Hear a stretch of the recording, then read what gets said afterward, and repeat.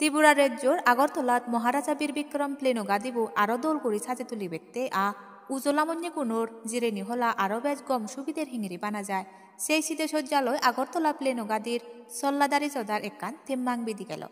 এই থেম্মাঙানত আজিলেলা পশ্চিম ত্রিপুরার লোকসভা কেন্দ্রর সাংসদর মুখপাত্রী বিপ্লব কুমার দেব এমএলএ ভগবান চন্দ্র দাস পশ্চিম ত্রিপুরার ডিএম ডক্টর বিশাল কুমার আগরতলা পুর নিগমর কমিশনার শৈলেশ কুমার যাদব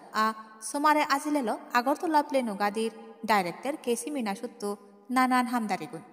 থেম্মাঙত হি হদা তুলোফারা গড়া ওই দিয়েগর হদা সুনিবং পশ্চিম ত্রিপুরা লোকসভা কেন্দ্রর সাংসদর মুখপাত্রী সুনানু বিপ্লব কুমার দেবত্তন একেকান খবরের সোমারে গুণাইত্যে করি সোমার প্রতি ফলো করি থাক জুমসুদক টাইমসের লগে হাত্তরু তুরু 6 মাস পর পর বিভিন্ন এয়ারপোর্টের ফ্যাসিলিটি, কাস্টমার সুবিধা, বিভিন্ন সুবিধা অসুবিধা এগুলো নিয়ে বিস্তারিত আলোচনা হয় এয়ারপোর্ট ডাইরেক্টর এবং কর্পোরেশন কমিশনার, পুলিশি ব্যবস্থা, এয়ারপোর্ট আলাদা আলাদা আলাদা এয়ারলাইন্সের যারা এখানে চিফ আছেন এদেরকে সবাইকে নিয়ে সে মিটিং হয়। সিআইএসএফ সিকিউরিটির লোক থাকে, তো সুবিধা অসুবিধা সমস্যা সেগুলো নিয়ে আলোচনা হয় আর সেগুলোকে কিভাবে সমাধান করা যায় তার জন্য এই মিটিং আয়োজন করা হয়। যেগুলো এখানে সমাধান করা যেতে পারে সেগুলো এখানে করে নেওয়া হয়, আর যেগুলো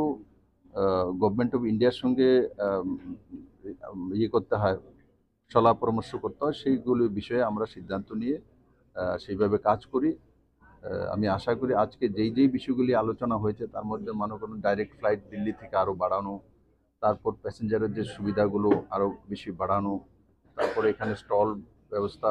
রয়েছে সেগুলো হাই প্রাইস হওয়ার রেন্ট কারণে সেগুলো খালি থাকে, সেগুলোকে ফুলফিল করানোর জন্য।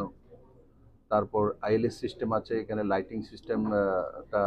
একটা আলাদাভাবে করতে হবে, কারণ কি তারপর বাংলাদেশ বর্ডার চলে আসে, তো তার জন্য একটা প্রপোজাল এটা তৈরি করেছে, সেটাকে পাঠিয়ে দেওয়া। তো এই সবগুলো বিষয় নিয়ে বিস্তারিত আলোচনা হয়েছে। আমি আশা করি এখানে মিনা যে ডাইরেক্টর আছেন উনি কম সময়ের মধ্যে এই সমস্যাগুলোর সমাধান করবেন। যেগুলো আমার করার আছে সেগুলো আমি সিভিল এভিয়েশন মিনিস্ট্রিতে টেক আপ করব।